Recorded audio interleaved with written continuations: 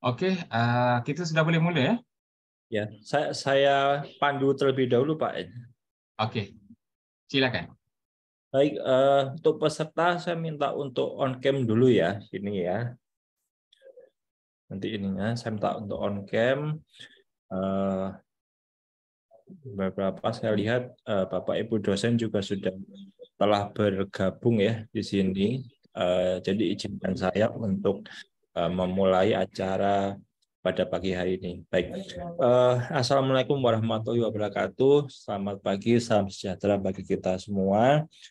Pertama-tama saya sampaikan terima kasih kepada Bapak Dr. Muhammad Yasid Ahmad yang telah bersedia bergabung dan memberikan materi pada program 3-in-1 Hukum Agraria di Fakultas Hukum Universitas Brawijaya, dan juga kepada Ibu Dr. Helinda selaku Ketua Pelaksana dari program ini, dan juga mahasiswa dan Bapak Ibu dosen pada pagi hari ini yang sudah bergabung pada Zoom untuk menyimak materi dari Bapak Dr. Muhammad Yasid Ahmad.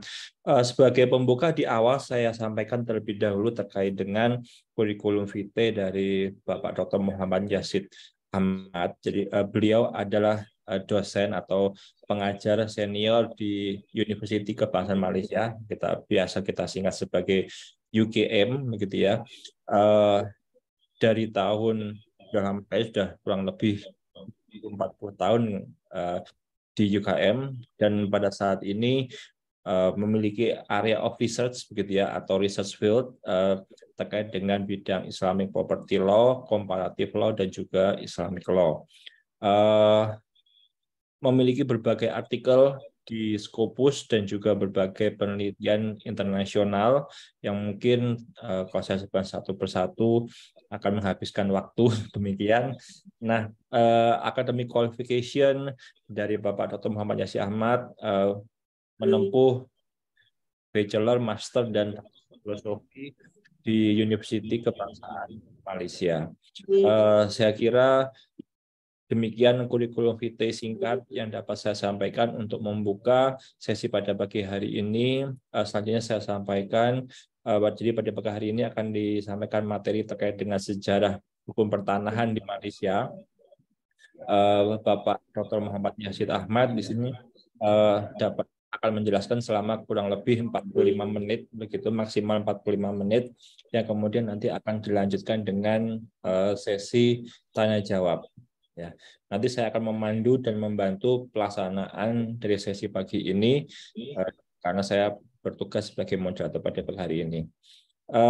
Demikian yang dapat saya sampaikan. Untuk selanjutnya kepada Bapak Dr. Muhammad Yasid Ahmad, waktu dan tempat saya persilahkan. Oke, terima kasih kepada Bapak pengacara Pak Setiawan ya, pengacara majelis, dan kepada Dr. Herlinda sebagai ketua panitia, dan juga kepada dosen-dosen agraria undang agraria di Malaysia dipanggil sebagai undang-undang tanah, land law. Di Indonesia agraria ya. Dengar ke suara? Okey, boleh dengar ya? Jelas ya? Bapak Okey. ya. Dan Assalamualaikum warahmatullahi wabarakatuh. Selamat sejahtera dan selamat pagi kepada semua student, okey, semua mahasiswa hukum agraria. Okey. Dan saya berbesar hati untuk berkongsi bersama-samalah okey tentang perjalanan dari sudut sejarah dan apa-apa sahaja berkaitan dengan undang-undang tanah atau hukum agraria di Malaysia. Okey, kita berkongsi bersama-sama sebagai pengetahuan, okey, agar kita dapat melihat di manakah titik-titik persamaan, titik perbezaan yang boleh kita ambil manfaat kedua-dua belah pihak bagi kita memajukan lagi okey hukum agraria, okey, dari sudut mata pelajaran ataupun dari sudut perkembangan undang-undang di Malaysia dan Indonesia. Mungkin ini satu pendedahan yang baru untuk semua, termasuk para dosen dan juga para mahasiswa hukum agraria ya, berkenaan dengan Malaysia. Khususnya berkaitan hukum agraria di Malaysia atau undang-undang tanah. Jadi saya lebih menggunakan perkataan undang-undang tanah. Ya, itu membawa maksud hukum agraria lah di fakultas di Indonesia. Okey. Okey, saya akan mulakan. Saya akan share screen pada semua ya.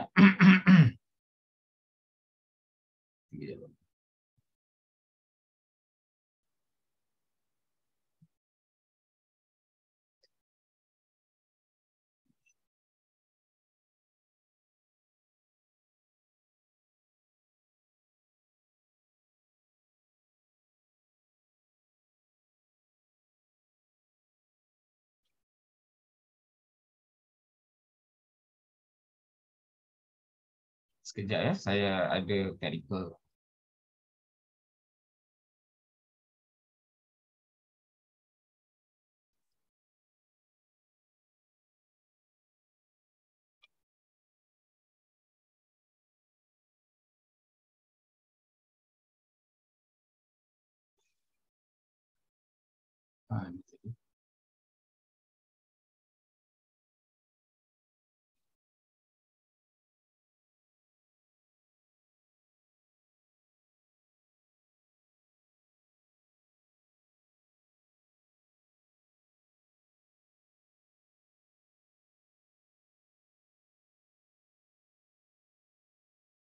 Sekejap ya. Saya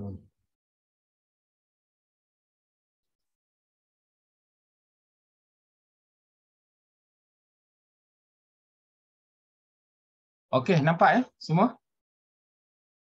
Nampak, Pak. Okey, terima kasih. Okey. Hari ini adalah kuliah pertama saya. Jadi kita berkongsi untuk sama-sama mengetahui bagaimana sejarah perkembangan undang-undang tanah sivil di Malaysia atau hukum agraria di Malaysia. Okey. Sejarah perjalanan antara Malaysia dan Indonesia memang jauh berbeza. Satu titik persamaannya, Malaysia pernah diperintah atau dijajah oleh bangsa asing, bangsa barat, khususnya Inggeris. Sebelum Inggeris, Portugis, Belanda, kemudian Inggeris. Saya rasa di Indonesia pun begitu. Saya rasa Belanda yang pernah menjajahlah. Kebanyakan negara-negara di Asia Tenggara, kebanyakannya hampir kesemuanya telah dijajah oleh pihak barat. Jadi di sini memberi impak yang besar kepada perkembangan undang-undang dalam semua sudut, termasuklah undang-undang tanah ataupun hukum agraria di negara-negara yang terbabit. Okey. Okey, sebagai pengenalan, di Malaysia sebelum itu dipanggil sebagai tanah Melayu. Okey. Tanah Melayu. Sebelum kedatangan para penjajah ini, iaitu Portugis, Belanda dan Inggeris, hukum agraria atau undang-undang tanahnya adalah berasaskan kepada hukum adat. Okey, hukum adat. Hukum adat itu bersama dengan undang-undang Islam setelah kedatangan Islam. Asalnya hukum adat di Malaysia ini ataupun di tanah Melayu pada waktu itu adalah adat Perpatih dan juga adat Temenggung. Okey. Dan apa sahaja berkaitan dengan sistem pemegangan tanah atau pemilikan tanah adalah dikuasai oleh sultan. Okey.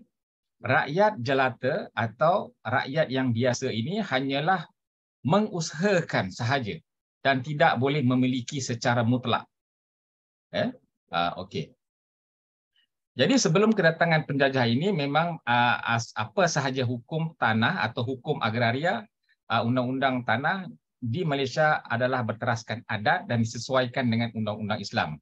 Dan sultan atau raja akan menguasainya dan rakyat diberi hak untuk mengusahakan sahaja, dan jika tidak diusahakan akan dirampas kembali oleh sultan ataupun raja. Okey. Dan cara memperolehi tanah itu, okey, cara untuk memiliki tanah tersebut adalah dengan mengerjakan. Maksudnya kita usahakan tanah tersebut tanah-tanah yang belum diusahakan, yang belum dikerjakan oleh sesiapa. Baru boleh kita mengerjakan tanah.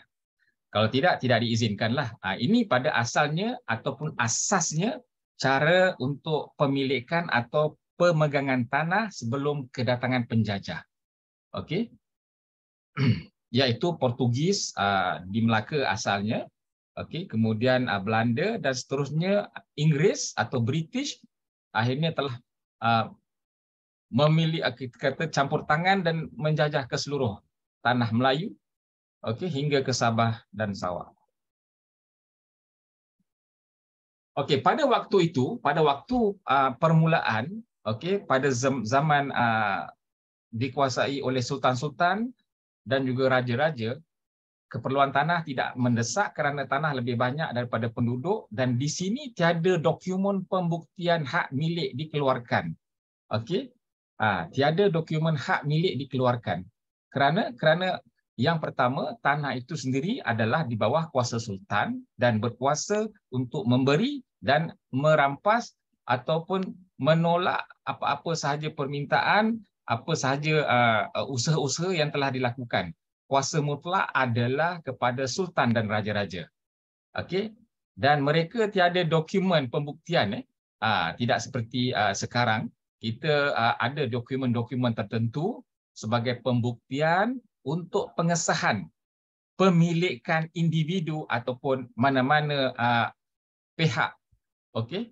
Tetapi di zaman itu tidak ada apa-apa dokumen pembuktian, melainkan secara lebih kepada persetujuan, okey, persetujuan lisan ataupun anugerah yang diberikan oleh sultan ataupun raja.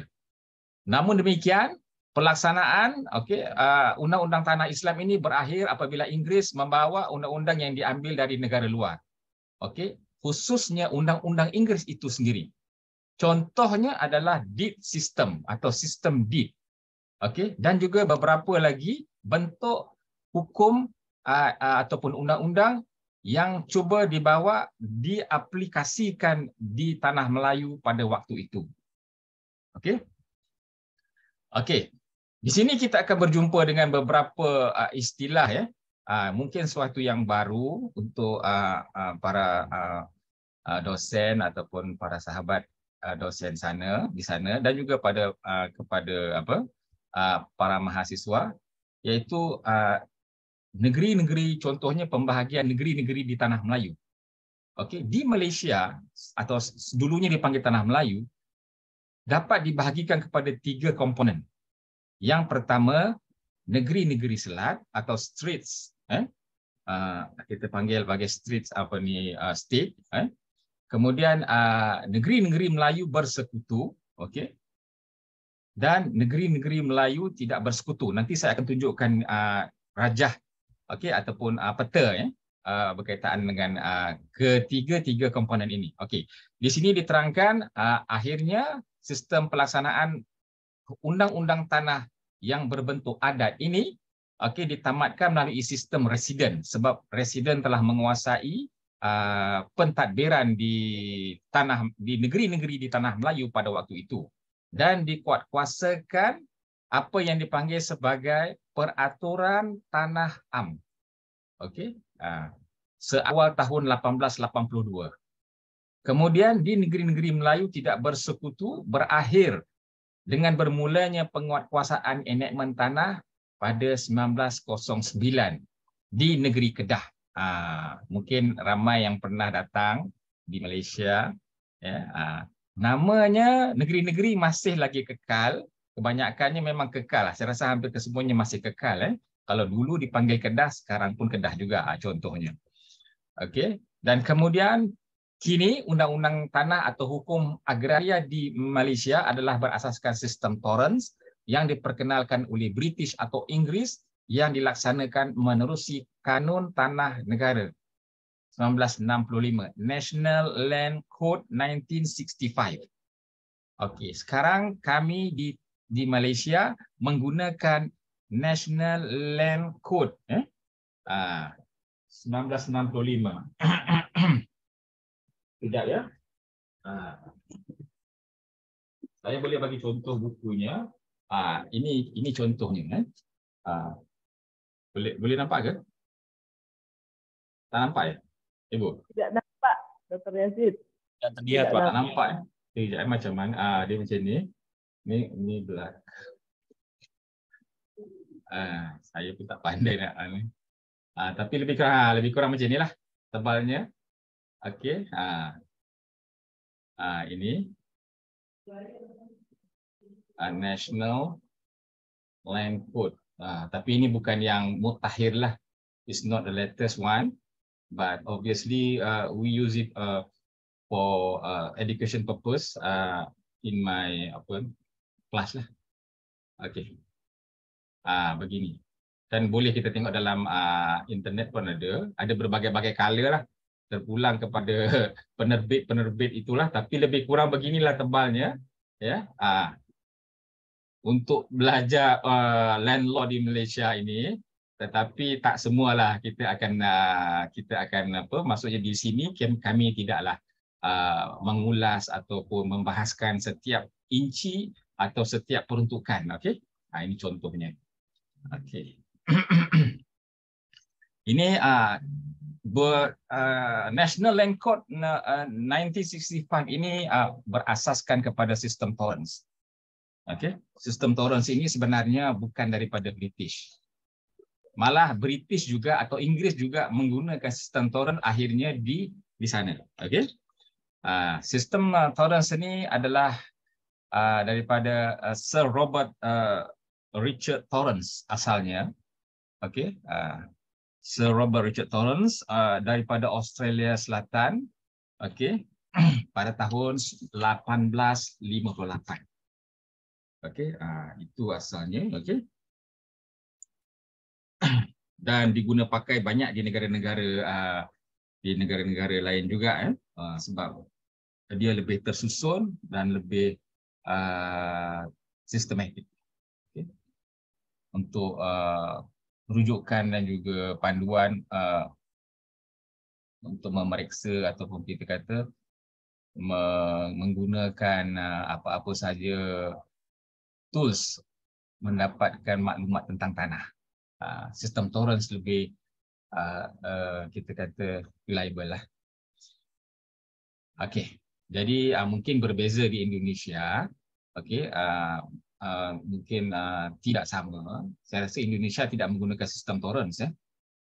Kalau silap boleh tolong betulkan saya sebab saya tak tahu di mana di Indonesia. Tapi untuk di tanah Melayu, okey, kami di sini memang berasaskan kepada sistem Torrens. Walaupun demikian, sistem Torrens ini bukan sesuatu yang eksklusif. Bukan semata-mata per se yang digunakan pakai sebagai rujukan hukum di Malaysia. Ada beberapa lagi komponen undang-undang lain, okey, digunakan pakai dalam mentadbir tanah ataupun apabila berlaku perbicaraan tentang kes-kes, okey, case law di Malaysia, bukan semata-mata kanun tanah negara. Okey. Okey.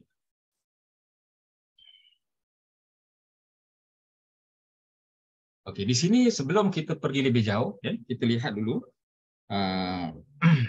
sejarah awal perkembangan hukum agraria atau undang-undang tanah di Malaysia. Ini yang saya bagi tahu, ada 3 komponen tadi. Ya, ini memang dari sudut sejarah, 3 komponen ini memainkan peranan penting, khususnya berkaitan dengan sejarah undang-undang. Ya. Okey, negara-negeri Selat adalah Pulau Pinang, Melaka dan Singapura. Okey. Okey, saya tunjukkan dia punya ni. Okey, negeri-negeri Selat kalau kita lihat ni warna biru, saya rasa peta ni pun tak berapa tepat juga sebenarnya. Sebenarnya ada lagi pulau-pulau kecil di sini di Melaka. Okey, yang di atas tu, warna biru yang di atas tu, yang ada pulau tu, okey, itu Pulau Pinang. Okey. Yang di tengah-tengah ni, ini Melaka. Okey. Dan di akhirnya ini adalah di hujung tu adalah Singapura. Lebih kurang lah saya buat pun tak berapa tepat ni, tapi inilah dia gambaran supaya kita dapat melihat dengan lebih jelas lah. Okey, nanti saya bercakap semua orang main semua orang asyik menggambarkan macam mana ni negeri-negeri selat ni kan. Straits Land ni adalah Pulau Pinang, Melaka dan Singapura, warna biru. Okey, ini dipanggil negeri Melayu Bersekutu yang warna coklat atau merah hati ni. Sebenarnya sini ada garisan-garisan ya. Okey. Kalau garisan yang saya mungkin saya boleh besarkan sikit ya. Kejap ya.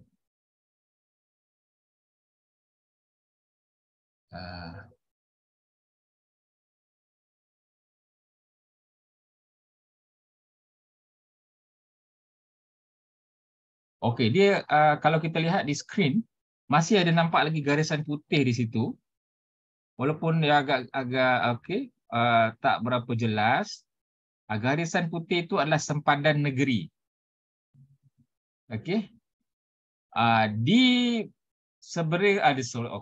di tepi pinggir pantai barat ni, okey, yang di sebelah Melaka ni, ini adalah Negeri Sembilan. Okey, kemudian Selangor dan Perak. Dia ada 3 di sini. Negeri Sembilan, Selangor dan Perak. Okey, Peraknya di atas tu. Di sebelah timur ini, okey, yang besar ini, yang warna merah yang besar ni, ini adalah negeri Pahang. Jadi untuk negeri-negeri Melayu Bersekutu ada 4 buah negeri sebenarnya kalau kita lihat balik di sini. Iaitu Perak, Selangor, Negeri Sembilan dan Pahang. Ini mengikut urutan kemasukan Inggeris. Okey, di negeri-negeri Melayu Bersekutu. Kemudian di negeri-negeri Melayu tidak bersekutu, kita lihat tidak bersekutu dia warna hijau. Banyak negeri Melayu tidak bersekutu. Okey, yang di bawah sekali ini negeri Johor. Okey, negeri Johor, kemudian negeri Terengganu di tepi pantai timur ni. Kemudian sebelahnya Kelantan, kemudian Kedah, Perlis. Okey, Perlis. Jadi, apa yang dikatakan negeri Melayu bersekutu dan negeri Melayu tidak bersekutu? Okey.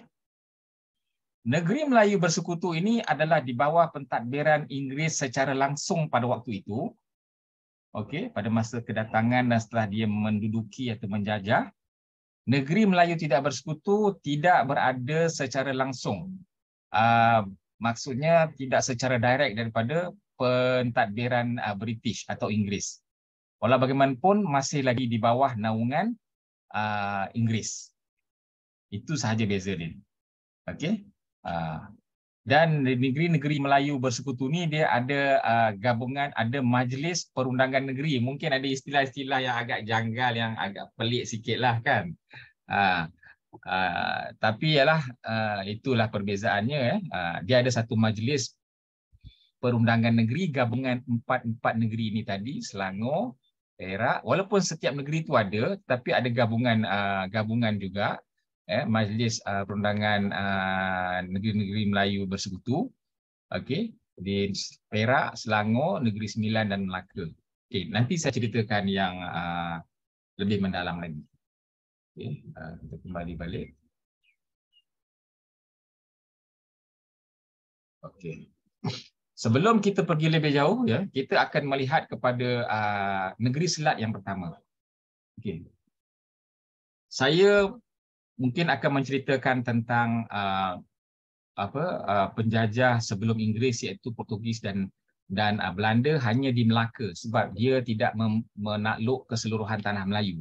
Dia hanya dapat menakluk Melaka. Okey, tetapi Inggeris dia telah menjajah ke seluruh tanah Melayu dengan kebijaksanaannya. Okey. Ataupun bukan kebijaksanaan, kita kata dengan tipu helahnya lah.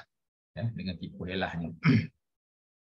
Okey, di Pulau Pinang. Pulau Pinang ini dibuka oleh Sir Francis Light. Okey. Pada tahun 1786 kita panggil Sir Francis Light. Okey. Sir Francis Light ini bukanlah di bawah British secara langsung, tetapi dia adalah satu syarikat Hindia Timur Inggeris. Tetapi Sir Francis Light ni seorang yang oportunis.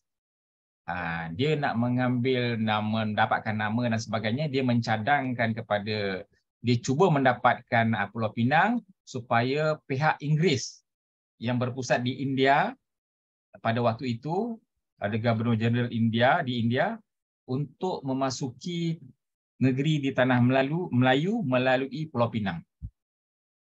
Jadi caranya macam mana dia nak jadikan Pulau Pinang itu jajahan Inggeris yang pada asalnya adalah di bawah kuasa negeri Kedah. Dia mengatakan bahawa, ataupun Inggeris mengatakan bahawa tiada undang-undang yang berlaku di sana atau dilaksanakan di sana, dan tiada siapa pun yang melaksanakan undang-undang tersebut melalui institusi yang formal. Tidak ada mahkamah, tidak ada undang-undang bertulis. Maka dia kata di situ tidak ada undang-undang, maka dia perlu bawa undang-undang Inggeris di situ. Sedangkan itu adalah di bawah kuasa negeri Kedah. Okey. Dan tiada sistem pemegangan tanah yang formal dilaksanakan di Penang atau di Pulau Pinang pada waktu itu. Dan kemudian Syarikat India Timur Inggeris ini telah menguatkuasakan enforce a deed system, okey, yang berasaskan undang Inggeris di Pulau Pinang. Okey, deed system ini memang sistem yang berasal daripada British, pure British. Okey, saya bagi contoh. Deed system ini mungkin ada setengahnya mungkin telah tahu. Tapi saya bagi tahu, kongsikan, dia penulisan pemilikan tanah di atas satu kertas yang akan disambung sekiranya berlaku kematian, waris-warisnya akan tulis di kertas tersebut. Dan begitulah sepanjang-panjangnya. Dia tiada satu sistem pentadbiran yang khusus yang disimpan di pejabat ataupun di mana-mana. Hanya individu yang mempunyai tanah tadi simpan, dan dia tulis nama siapa yang akan mewarisi dan sebagainya dan seterusnya. Dan sekiranya berlaku kerosakan atau kehilangan akan menjadi masalah kepada pemilik tadi.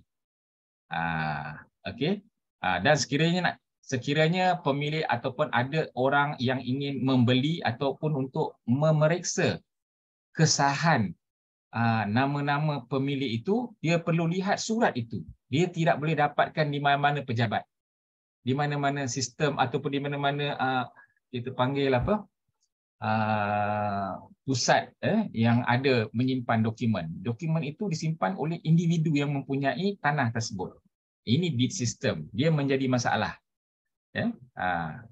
Yang akhirnya Inggeris juga menggunakan sistem Torrens. Okey. Di sini Captain Light, Francis Light telah menawarkan geran kepada seluruh penduduk Pulau Pinang. Geran ini adalah geran tanah lah. Kalau di Malaysia kita panggil sebagai macam sesiapa yang ada tanah, dia mesti ada geran. Kita panggil. Dia mesti ada geran. Okey, satu sijil lebih kurang pemilikan tanah. Okey. Menawarkan geran kepada seluruh penduduk Pulau Pinang yang inginkan tanah itu untuk membersihkan dan menduduki tanah dipanggil sebagai regular written grant. Satu grant bertulis tetap. Okey.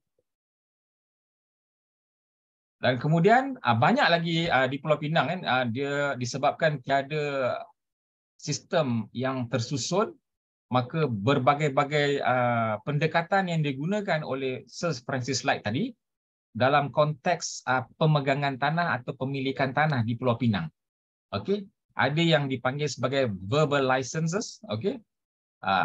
Ini Francis Light sendiri yang keluarkan, okey. Kemudian cutting papers. Okey, sijil kebenaran untuk seseorang menebang dan menebas pokok mengikut kelulusan yang telah diberikan. Measurement papers, keping kertas yang memberi kuasa kepada seseorang untuk memegang, menjual, gadai janji atau pindah milik tanah. Fee simple, surat ikatan rasmi. Dan kemudian yang terakhir adalah tanah tempat tinggal yang lama yang dipegang tanpa apa-apa kebenaran tertentu. Ini kira macam kita main duduk mana-mana sajalah. Okey. Ini sistem yang berlaku di Pulau Pinang daripada tahun 1797 hingga 1837. Okey. Dan ia tidak didaftar dengan sempurna, tiada rekod yang jelas tentang tanah di Melaka dan Pulau Pinang dan juga negeri-negeri Melayu yang lain. Kemudian baru ditubuhkan satu Suruhanjaya untuk menyelesaikan semua tuntutan tanah di negeri-negeri Selat. Dan impaknya, okey, kesannya adalah satu akta diwujudkan yang dipanggil sebagai Akta Tanah Negeri-Negeri Selat. Streets Land Act 1838. Okey. Mungkin ni suatu yang agak tak pernah lah, saya rasa nak memahamkan mungkin mungkin perlu penjelasan. Di Malaysia kami ada apa yang dipanggil sebagai Akta, Enactment, Ordinance. Sebelum kita pergi lebih jauh lah. Jadi kita cuba memahami serba sedikit yang hukum undang-undang di Malaysia lah. Okey, Akta, Enactment, Ordinance. Okey. Ini dipanggil sebagai undang-undang bertulis. Okey, undang-undang bertulis. Jadi di Malaysia ni sumber undang-undangnya ada dua. Satu dibagikan kepada dua. Satu undang-undang bertulis dan satu undang-undang tidak bertulis. Apa yang dimaksudkan dengan undang-undang bertulis? Undang-undang bertulis adalah undang-undang yang telah dijadikan berbentuk, macam mana saya nak cakap? Ia ada mengandungi section 1, section 2 bertulis. Satu-satu ada peruntukan yang jelas tentang itu dan melalui proses tertentu. Mesti melalui proses seperti di Parlimen, di Dewan Undangan Negeri kalau di Malaysia lah. Kalau di Indonesia mungkin ada dewan-dewan tertentu lah untuk menggubal undang-undang. Kalau undang-undang tidak bertulis ini seperti undang-undang adat. Dia tidak ada yang ditulis. Dia hanyalah amalan-amalan yang berlaku. Begitu. Okey. Contohnya kalau macam apa? Common law and equity di England. Itu dikira bukan undang-undang bertulis lah. Okey. Tetapi kalau ada act-act yang tertentu, akta-akta tertentu, maka itu dikira sebagai undang-undang bertulis sebab dia melalui parlimen. Okey, ada proses penggubalan undang-undang. Jadi amalan-amalan yang seperti undang-undang adat, undang-undang Islam itu dipanggil sebagai undang-undang tidak bertulis. Walau bagaimanapun sekarang telah ada enactment undang-undang Islam yang bertulis yang telah digubal di dewan-dewan tertentu dipanggil Dewan Undangan Negeri di Malaysia. Setiap negeri ada Dewan Undangan Negeri. Okey. Ini yang dipanggil sebagai akta, okey, tapi pada waktu ni dia belum ada parlimen tapi telah ada undang-undang bertulis dipanggil sebagai Akta Tanah Negeri-Negeri Selat.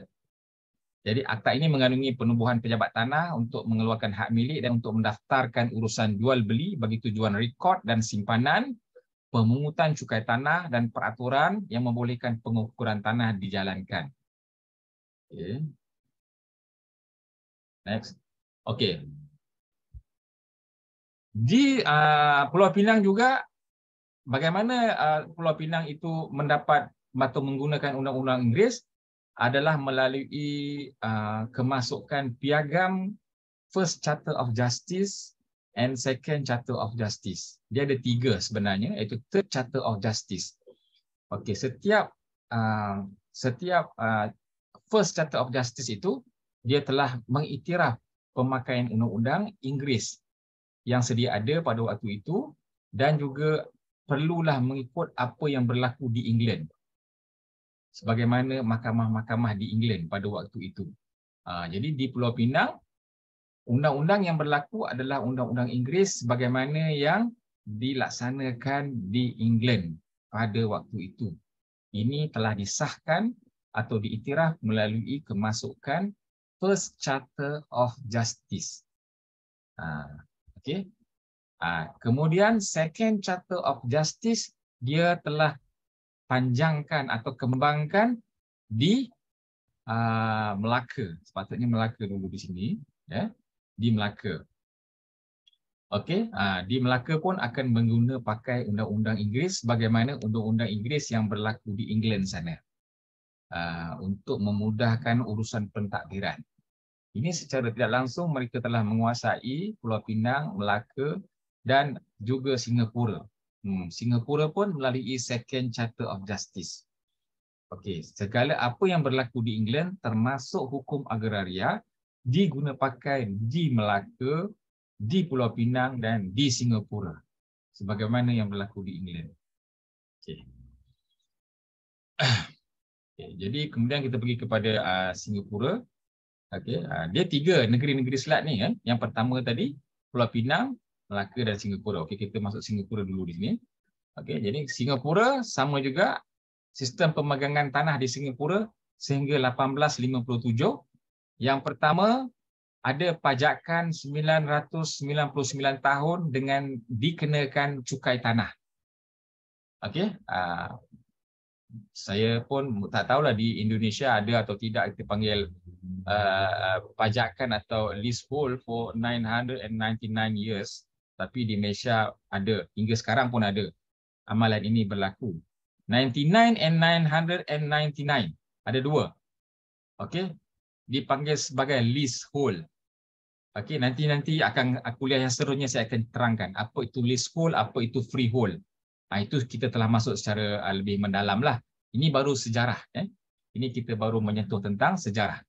Okey, pajakan yang diberi melalui pertukaran. Yang kedua adalah pajakan yang diberi melalui pertukaran untuk mendapatkan location tickets, lesen sementara. Untuk jangka masa 99 tahun dan cukai tanah. Maksudnya kalau lebih daripada 99 tahun akan kembali pemilikannya kepada kerajaan. Okey, pajakan 999 tahun dengan cukai tanah. Yang ketiga adalah pajakan 999 tahun dengan cukai tanah yang telah diberikan oleh Kerajaan Pulau Pinang antara bulan Julai 1831 dan juga pajakan yang boleh diperbarui dari masa ke semasa iaitu 15 tahun sekali dengan bayaran tertentu bagi 1 ekar hingga 99 tahun. Dan yang kelima, tanah tempat tinggal selama-lamanya tanpa bayaran sewa atau menerima apa-apa hak milik.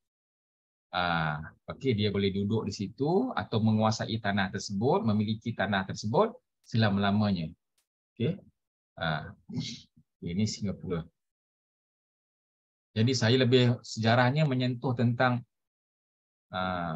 sistem pemegangan tanahnya, land tenureship. Okey, kemudian kita pergi kepada Melaka. Melaka sebelum sejarahnya lebih panjang berbanding Pulau Pinang dan Singapura sebab Melaka sebelum datangnya Inggeris telah dijajah oleh Portugis. Okey, kemudian Portugis telah Belanda menjajah Melaka setelah mengalahkan Portugis. Belanda telah menjajah Melaka. Saya rasa di Indonesia pun Belanda yang menjadi penjajahannya lah. Di Melaka, kemudian macam mana Inggeris pula boleh menjajah Melaka? Mereka bukan menjajah melalui peperangan. Inggeris tidak berperang dengan Belanda. Ini mereka pandai. Tetapi melalui perjanjian Inggeris-Belanda 1824. Dinamakan sebagai Perjanjian Inggeris-Belanda 1824. Di sini dia ada buat pertukaran. Okey.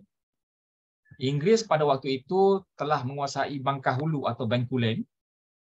Okey, Belanda menguasai Melaka. Jadi untuk memudahkan pentadbiran, mereka telah menukar. Mereka sama mereka pun tak perang. Kita je yang perang antara negeri-negeri kan. Dia telah menukar, iaitu Belanda, Inggeris menyerahkan Bencoolen kepada Belanda dan Belanda menyerahkan Melaka kepada Inggeris. Jadi mudah. Jadi untuk pentadbiran, begitulah kebijaksanaan penjajah-penjajahan ni tadi untuk menguasai negeri-negeri di Nusantara.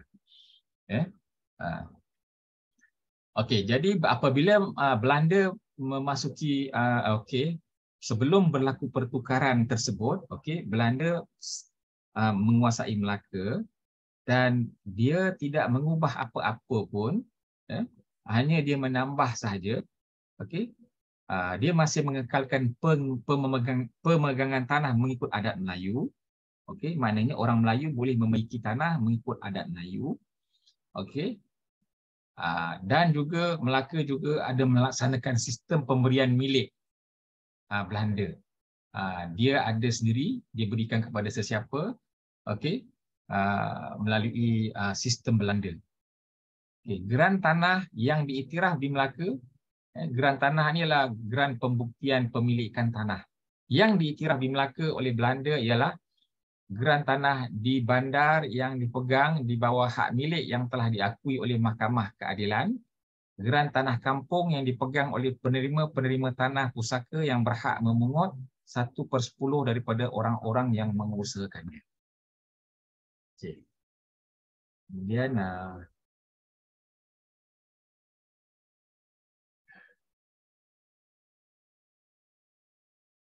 kita sampai pukul berapa ni, tanya Bapak pengacara untuk saya berhenti.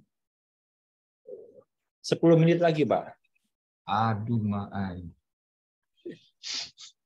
Banyak lagi ni. Okey, begitulah secara ringkasnya Belanda tidak memperkenalkan apa-apa bentuk undang-undang atau kena mengenakan apa-apa cukai.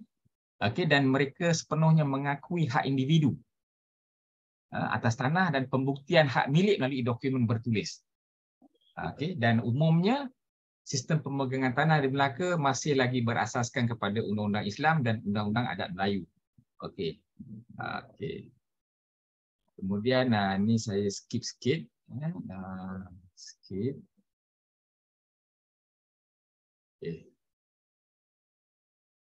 Okey, begitu kemudian apabila Belanda telah diserahkan, Melaka telah diserahkan kepada Inggeris, okey, kemudian barulah Inggeris telah memperkenalkan beberapa sistem pemegangan tanah, land tenureship, okey, di Melaka.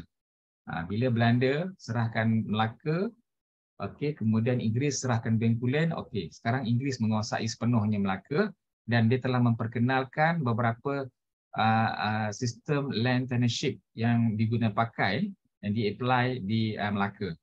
Okey, dibahagikan kepada 3, iaitu pemagangan tanah dalam bandar dengan atau tanpa sijil kebenaran daripada Mahkamah Keadilan. Yang kedua, pemilik tanah pusaka terhadap tanah kampung. Yang ketiga, pengusaha bumi putera yang mempunyai hak pemilikan atas tanah mereka.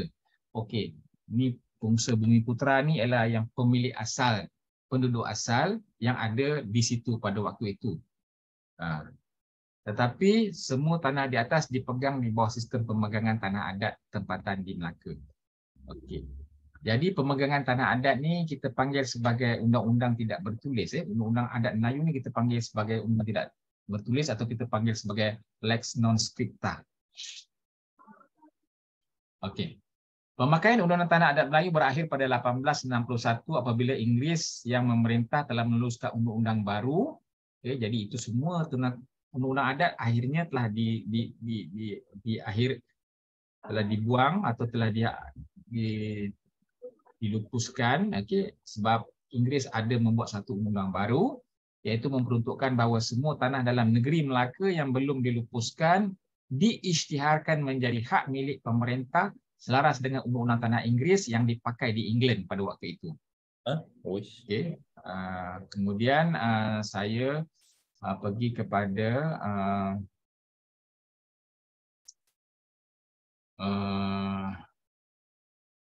okey, di sini di Melaka ni ada tiga undang-undang atau hukum agraria yang berbeza yang dikuatkuasakan serentak, iaitu adat Melayu, pemilikan tanah Belanda dan surat sistem ikatan Inggeris yang dipanggil sebagai deed system.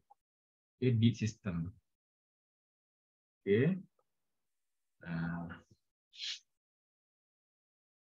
Akhirnya ditukar kepada sistem torrens. Daripada deed system ini ditukar kepada sistem torrens keseluruhannya di Pulau Pinang dan Melaka pada 1 Januari 1966 bagi menggantikan. Okay. Sistem torrens menggantikan deed system.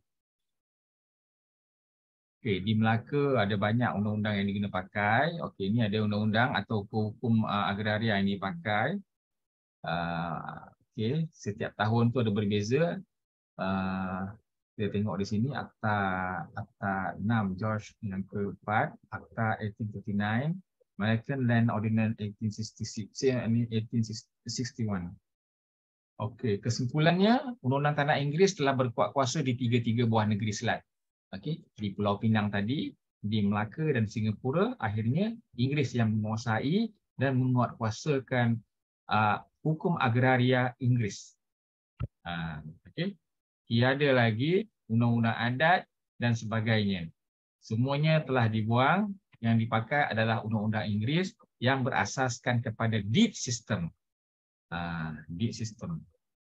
Okey. Okey, kemudian deed system ini telah ditambah baik untuk memperbaiki pentadbiran tanah.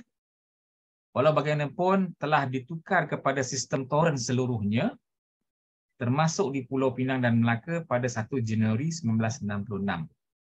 Okey. Pada 1 Januari 1966 ini bukan sahaja di Melaka, Pulau Pinang dan Singapura yang menggunakan sistem torrent, tetapi juga di seluruh negeri di Tanah Melayu, sama ada negeri-negeri Melayu bersekutu maupun negeri-negeri Melayu tidak bersekutu. Okey. Kita masuk pula kepada negeri-negeri Melayu bersekutu. Asal kemasukan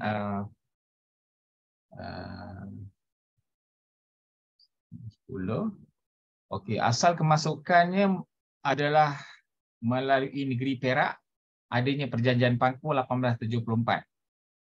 Okey, pada tahun 1874 di Perak. Dia bukan melalui peperangan tetapi melalui perjanjian.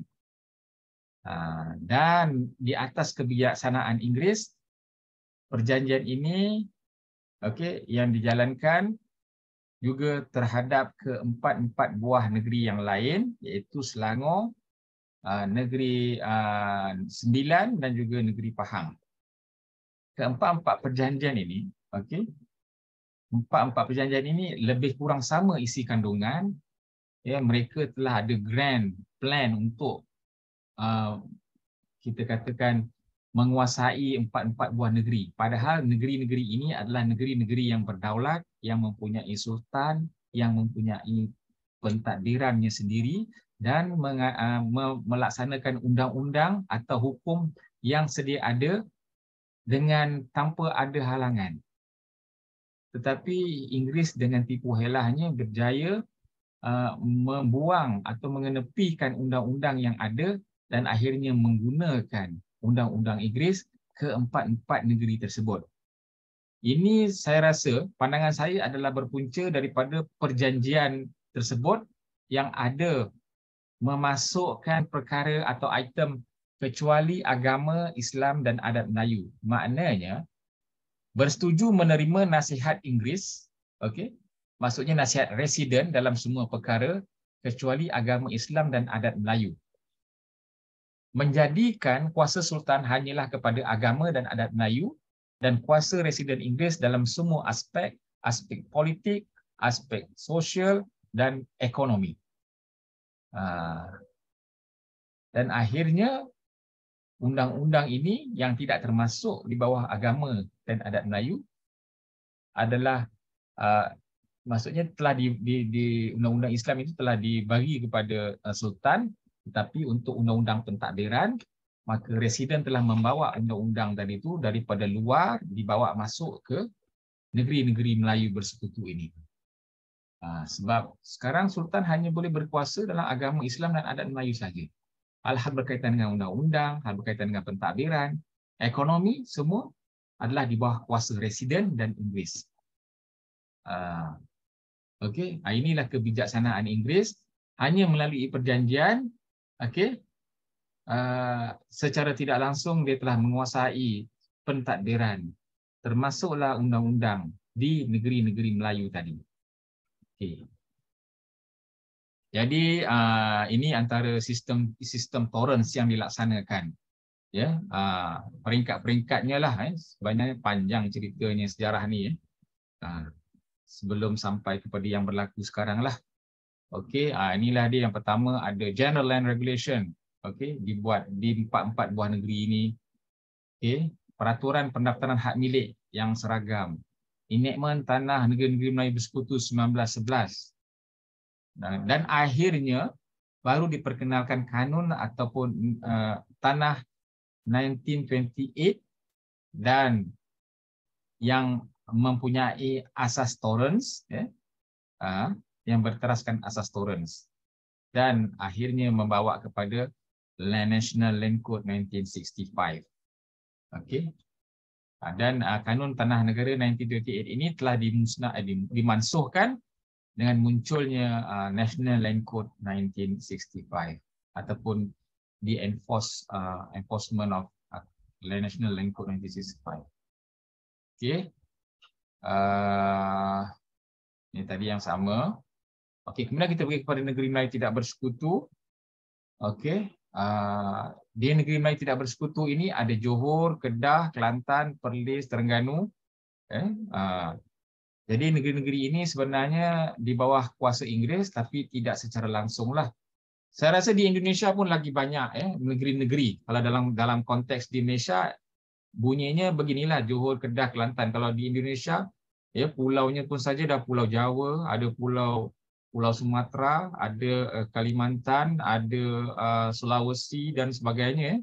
Dan pulau-pulau yang lagi banyak kalau kita lihat, kalau mau belajar sejarah hukum agraria di Indonesia lah, lagi kompleks kot, complicated kot berbanding di Malaysia lah.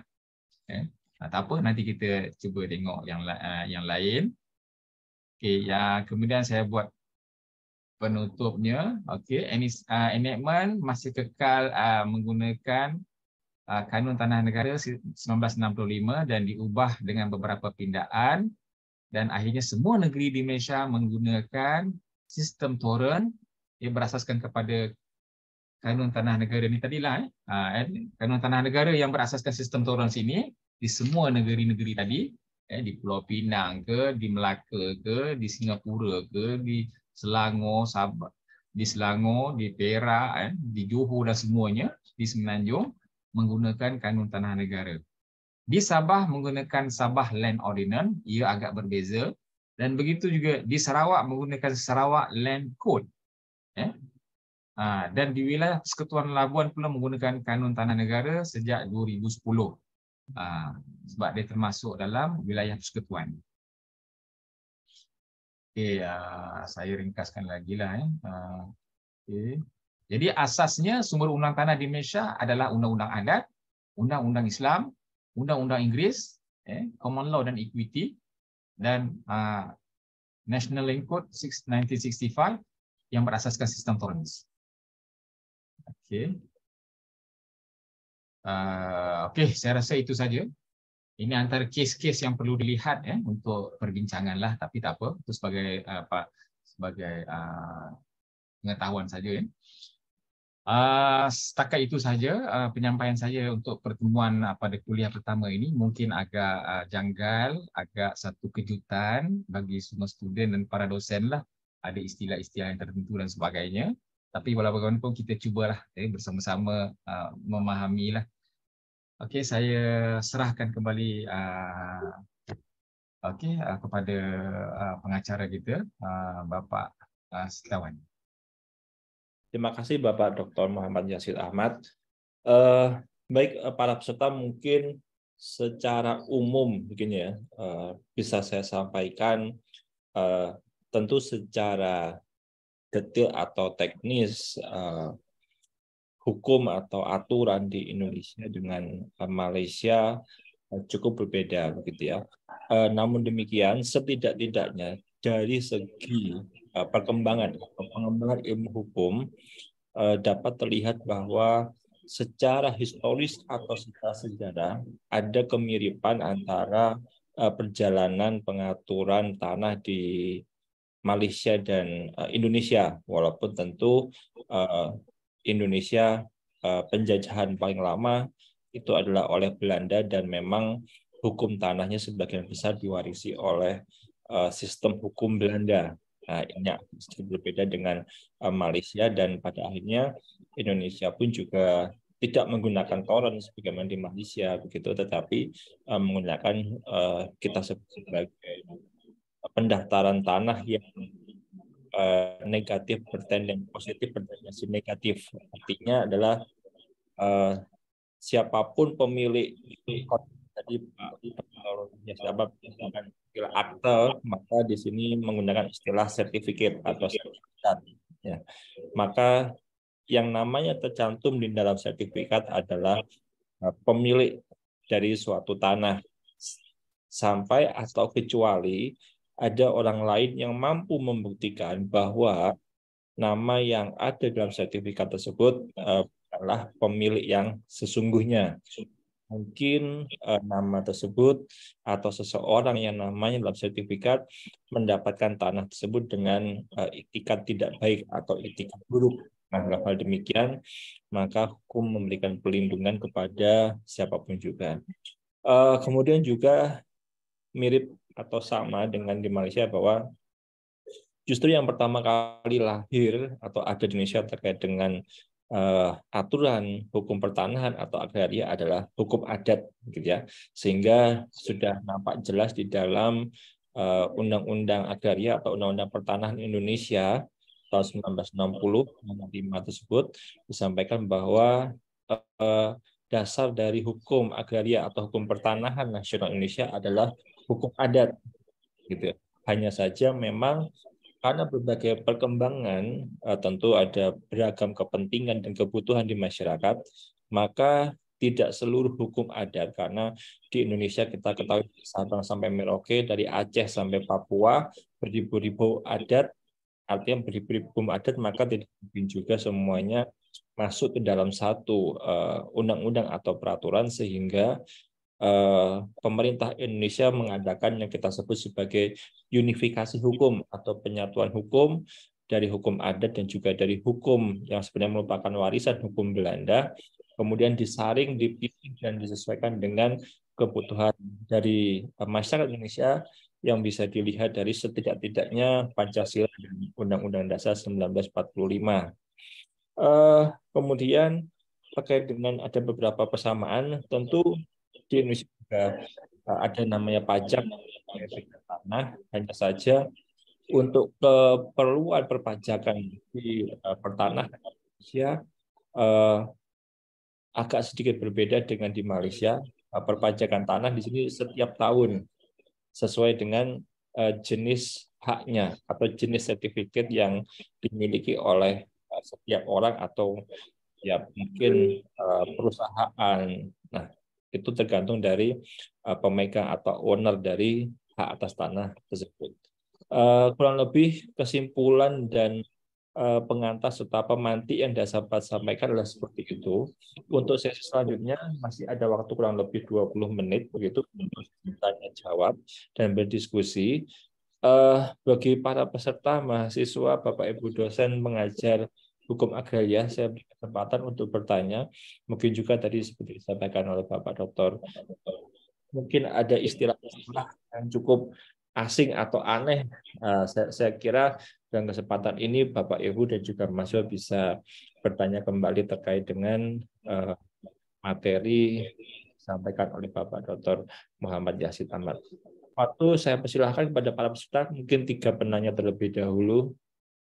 Bertanya, sharing, membandingkan, saya persilahkan.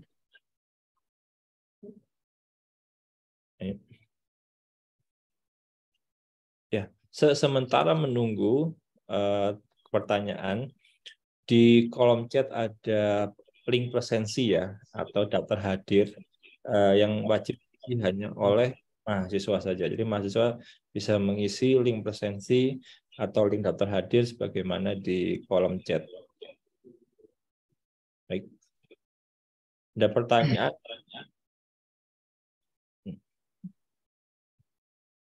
Ya, Mas Andri Taufik. Silakan Mas Andri Taufik. Baik, terima kasih Pak atas kesempatannya. Mohon maaf mengganggu. Terima kasih atas sebelumnya. Saya izin mengucapkan terima kasih kepada Pak Yazid Ahmad atas materi yang sangat bermanfaat pada pagi hari ini. Sebelumnya saya mohon izin bertanya, Pak, terkait dengan tadi bahwasanya dijelaskan sebelum berlakunya undang-undang pertanahan di tanah Melayu itu diberlakukan hukum adat Melayu dan juga hukum Islam. Nah, berdasarkan apa yang saya ketahui, Malaysia sendiri adalah negara dengan penduduk mayoritas Muslim juga. Nah, dari hukum adat yang berlaku terhadap pertanahan tersebut, apakah terdapat pertentangan antara hukum Islam dan hukum adat yang mengatur tentang pertanahan di tanah Melayu? Dan jika ada, apa contoh dari pertentangan tersebut? Terima kasih, Pak. Oke, boleh saya menjawabnya ya, Pak? Oke, terima kasih kepada ya yang bertanya. Saya pun lupa namanya tadi. Ya. Oke, di Malaysia hukum yang sekarang yang berlaku sekarang, okay, kita tidak lagi menggunakan hukum adat. Kita bergantung kepada hukum undang-undang bertulis, iaitu National Land Code 1965. Dia ada lagi apa kita panggil Akta Pengambilan Tanah 1960, okey, dan ada 2-3 lagi undang-undang yang lain yang bersama. Okey, dalam konteks sekarang lah, okey, yang terkini. Okey. Undang-undang adat hanya diguna pakai di Negeri Sembilan. Di Negeri Sembilan yang menggunakan adat pepatih. Dia ada juga beberapa undang-undang bertulis, ya, walaupun dikatakan undang-undang adat, tetapi dia dipanggil, ada juga undang-undang bertulis yang mengawal undang-undang adat ini, yang contohnya Customary Tenure Enactment.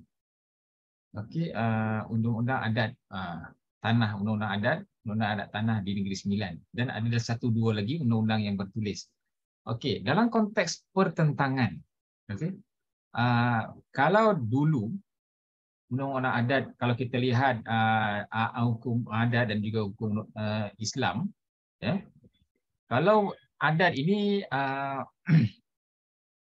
di Malaysia agak kurang pertentangan lah sebenarnya, sebab amalan yang berlaku, contoh dulu, okey, kita meneroka tanah. Bila kita meneroka tanah, tanah itu sebenarnya dikuasai oleh sultan di negeri tersebut.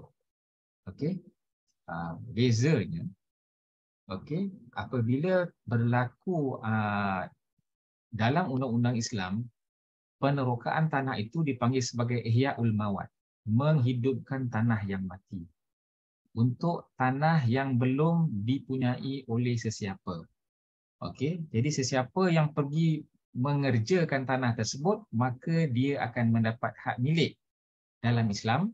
Okey, dia akan mendapat hak milik tanah tersebut dan dia boleh menjual, dia boleh menguasai menggadai, memajak tanah tersebut.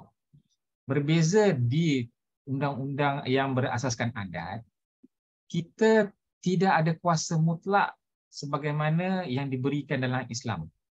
Dalam Islam tu memanglah asasnya sultan ataupun pemerintah yang mempunyai tanah, tetapi dia telah memberi hak milik yang lebih kepada pemilik untuk menjual tanah pun boleh, untuk menghadiahkan tanah pun boleh, okey, kepada sesiapa, atau menghibahkan tanah yang telah diihyakan atau dihidupkan tadi itu. Okey. Tetapi undang-undang adat, walaupun ada persamaan dari sudut sesiapa yang mengerjakan tanah, dia akan diberi, okey, akan diberi tanah tersebut kepada orang yang mengerjakan. Namun dia tidak boleh menguasai tanah dalam konteks untuk menjual tanah itu kepada orang lain. Dia hanya boleh mengerjakan sahaja.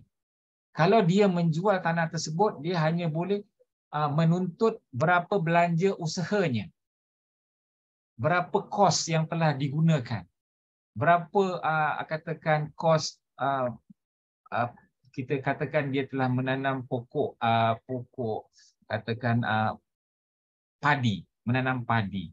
Berapa kos padi? Apakah itu berapa kos belanja padi yang telah digunakan? Usaha dia.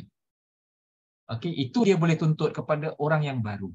Tetapi tanah padi itu dia tak boleh jual. Tanah kerjaan itu, tanah yang dikerjakan itu tidak boleh dijual kepada orang yang baru tadi. Tapi dalam Islam, apabila kita memiliki tanah, kita mengusahakan tanah tersebut secara ihya'ul mawad, dipanggil dalam istilah undang-undang tanah Islam sebagai ihya'ul mawad, menghidupkan tanah yang mati.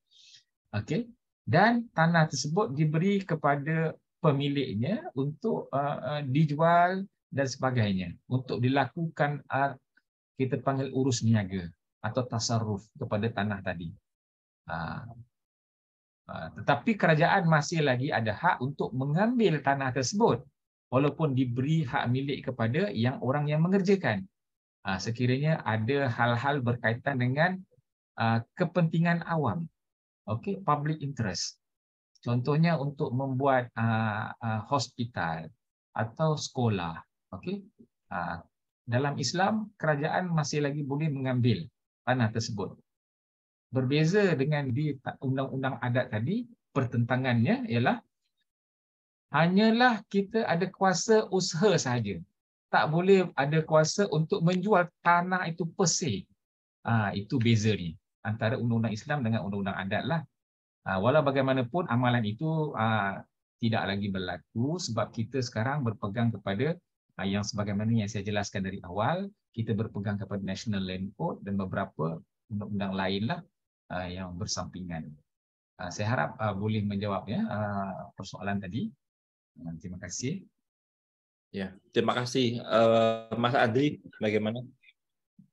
Saya kira sudah ini ya lengkap yang disampaikan Pak Dr. Muhammad Yazid ya, Mas Andri. Sudah cukup, terima kasih. Ya, baik, terima kasih Mas Andri. Kepada mahasiswa lainnya, peserta lainnya, saya persilakan. Bapak Ibu dosen, saya tentunya ada Bu Helinda, tadi ada, ini baru Bu Leticia Desi, ada Bu Mampus Wahyono, Bu Angga atau Bu Aja. Ya, ada pertanyaan, 2 pertanyaan. Saya mohon maaf, saya ke penanya terlebih dahulu. Yang pertama Mas Asabul, yang kedua Bu Dr. Helinda sendiri. Mas Asabul, silakan. Baik, terima kasih. Sebelumnya mohon maaf saya belum bisa menghidupkan kamera. Terima kasih kepada Pak Yazid Ahmad atas ilmunya yang sangat bermanfaat. Selanjutnya saya ingin bertanya mengenai tentang hak persekutuan atas tanah di Malaysia, Pak. Jadi kan kalau di Indonesia ada hak persekutuan atas tanah itu disebut dengan hak wilayah, Pak. Jadi dalam satu kelompok itu adalah tanah tersebut milik suatu kelompok dan tidak dimiliki oleh individu. Lalu dari penjelasan sebelumnya kan sebenarnya pada hakikatnya tidak ada kepemilikan secara individu untuk mengenai tanah. Seseorang hanya dapat menggunakan tanah tersebut dan kepemilikan tetap kepada sultan, Pak. Lalu bagaimana dengan kepemilikan secara komunal ini, Pak? Secara persekutuan, apakah di Malaysia sebelumnya di Malaysia ada, lalu apabila sebelumnya ada, bagaimana pengaturan mengenai persekutuan atas tanah di Malaysia saat ini? Ya, baik, terima kasih Mas Asabul. Pak Dr. Muhammad Yazid, apakah akan dijawab terlebih dahulu atau bagaimana? Saya mohon Pak Setiawan boleh jelaskan Pak maksud soalan tadi. Ya, Mas Asabul tadi menanyakan terkait dengan tanah persekutuan. Jadi begini Pak Dr. Muhammad Yazid, sebelum adanya undang-undang pertanahan nasional, sama seperti di Malaysia waktu masih berlakunya hukum adat, maka penguasaan dan pemilikan terhadap tanah itu bisa dibedakan menjadi 2, perorangan atau individu atau secara bersekutu yang berada di dalam penguasaan umumnya berada dalam penguasaan dari kelompok-kelompok masyarakat adat, begitu. Karena memang secara hukum adat tentunya belum ada akte atau sertifikat sehingga pencatatan itu masih dilakukan di lembaga adatnya. Nah, saya menangkap apa yang ditanyakan oleh Mas Asabul ini, apakah di Malaysia juga dikenal hak yang semacam persekutuan atau bersifat komunal. Begitu yang dapat saya sampaikan, Pak Dr. Muhammad Yazid. Okey, saya cubalah, saya cuba untuk menjawablah. Mungkin antara yang berlaku di Malaysia, yang hak komunal ini kita katakan sebagai adat tadi kan, hanya berlaku di Negeri Sembilan. Di Negeri Sembilan dan sebahagian di Melaka. Okey, di sini dia ada dipanggil sebagai yang adat perpatik. Itu sahaja. Okey, dan dipanggil sebagai tanah adat ataupun kita panggil, saya rasa di Indonesia dia di Sumatera sana. Okey, ada kita panggil apa, Minangkabau kan, adat Minangkabau itu hampir sama dengan adat perpatik lah. Jadi di sini hak komunal itu dijaga melalui adat masing-masing. Okey, walau bagaimanapun, sebagaimana yang saya jelaskan tadi, ada undang-undang juga yang telah dikenal pasti mengendalikan atau mengelola undang-undang ini tanah berbentuk komunal ini atau kita panggil tanah adat ini. Di tempat lain tidak ada berlaku yang dikatakan sebagai tanah berbentuk komunal. Okey, dia lebih kepada perorangan. Okey, ataupun berbentuk yang daripada kerajaan. Kerajaan dan orang perorangan. Jadi yang untuk berbentuk komunal ini saya rasa yang berlaku berasaskan kepada apa yang Pak Setiawan tadi beritahu, hanya di Negeri Sembilan dan sebahagiannya di Melaka. Satu lagi kalau ada pun adalah tanah orang asli. Tanah orang asli. Okey, di Malaysia ada dipanggil sebagai kawasan dipanggil tanah adat orang asli. Okey, dia ada juga undang-undang yang mengawal selia tanah adat orang asli. Undang-undang bertulis maksud saya. Tetapi di Sabah dan Sarawak itu berbezalah sebab dia tidaklah sama berlaku di tanah Semenanjung Tanah Melayu, sebab di Semenanjung Tanah Melayu dia menggunakan kanun tanah negara, dan di Sabah dan Sarawak dia ada land code dia sendiri lah, negeri Sarawak dan Sabah. Saya rasa boleh menjawab untuk persoalan tadi. Terima kasih. Ya, terima kasih Mas Yazid. Betul Mas Asabul ya. Jadi memang ada terkait dengan hak komunal, hanya saja mungkin sedikit berbeda dengan di Indonesia. Kalau Indonesia ada undang-undang nasional ya, national law-nya yang menyebutkan bahwa kalau masih ada hak komunal selama masyarakat mendapatkan pengakuan secara hukum, maka tentu kedudukan hak komunal itu akan diakui secara nasional ya. Tapi tentu sebenarnya kita ketahui bahwa ada syarat-syarat tertentu yang sudah ditetapkan di perundang-undangan, dan juga ada beberapa unsur atau syarat yang harus dipenuhi sebagaimana putusan Mahkamah Konstitusi. Begitu yang dapat saya sampaikan. Cukup menjawab Mas Asabul? Cukup menjawab. Ya, baik, terima kasih Mas Asabul. Berikutnya saya ke Bu Dr. Herlinda, silakan Bu. Mohon maaf, boleh saya utamakan kepada Mbak Elicia Karina, pada mahasiswa boleh, kita? Boleh. Elicia Karina selaku mahasiswa ini di sini ya. Silakan Mbak Elicia. Oke, terima kasih Pak. Sebelumnya saya bisa izin bertanya. Jadi kan kalau di Indonesia itu pembentukan UUPS sendiri ini memiliki urgensi, salah satunya memperbarui atau memperbaiki peraturan dari agraria kolonial ya, yang tidak menguntungkan rakyat Indonesia sendiri. Nah, yang saya ingin tanyakan, apakah mengenai urgensi dari pembentukan Kanun Tanah Negara 1965 atau berlakunya sistem torrens di Malaysia itu sendiri, Pak? Terima kasih. Ya, baik, terima kasih.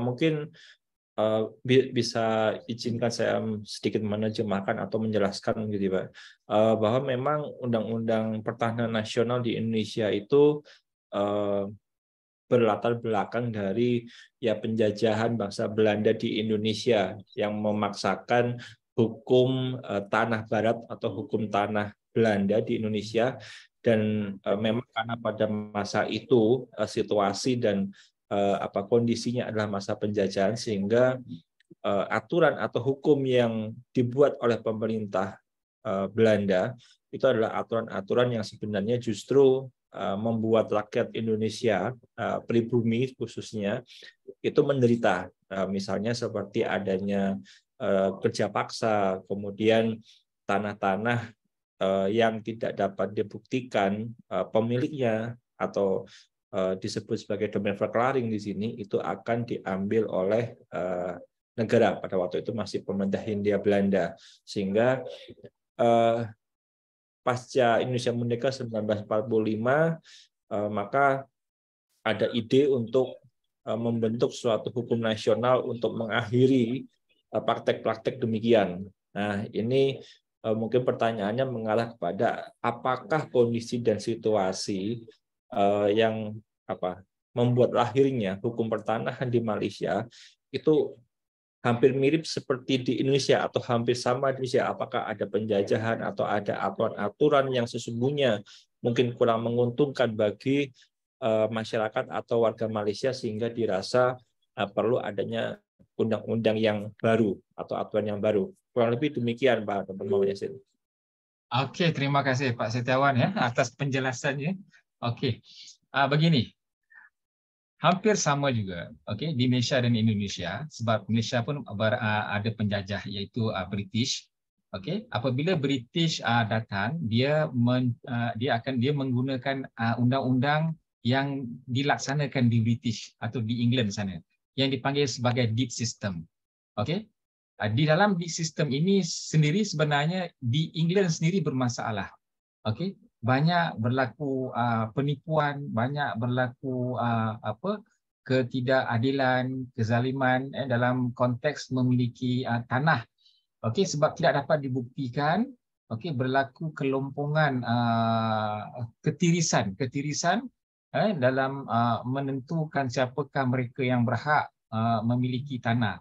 Sebab berasaskan kepada deed system ini, mereka yang memiliki tanah hanya bergantung kepada sekeping kertas ataupun kertas yang hanya ditulis nama dan sebagainya yang boleh diubah dan sebagainya.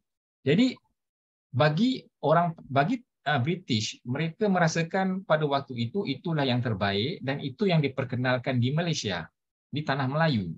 Okey, di tanah Melayu, hingga akhirnya apabila ada satu sistem dipanggil sistem Torrens di Australia Selatan, Sir Robert Torrens tadi ni, Sir Richard Robert Torrens tadi memperkenalkan sistem yang berasaskan kepada pentadbiran, kita katakan sebagai mengisi pendaftaran perlu mendaftarkan tanah tersebut, nama dan segala maklumat-maklumat yang perlu ada disimpan, okey, kepada dalam pentadbiran di satu pejabat dan juga kepada individu itu sendiri.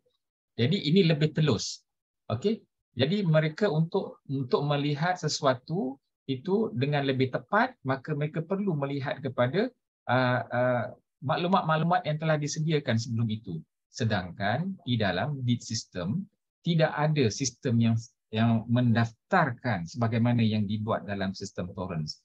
Jadi dari sudut kelemahan-kelemahan, keburukan yang berlaku kepada deed system ini telah menyebabkan Inggeris sendiri mengambil sistem Torrens, dilaksanakan di England dan dilaksanakan juga di tanah Melayu.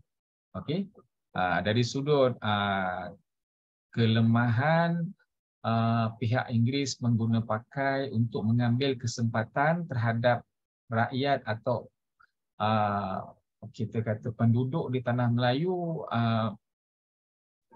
nampaknya kurang ada pendedahan lah, yang lebih kepada ada penyalahgunaan, penipuan, dan juga kita katakan sebagai kezaliman dari sudut pelantikan pihak yang kita kata cenderung kepada Inggeris untuk memiliki tanah, maka Inggeris akan memberikan kemudahan kepada mereka.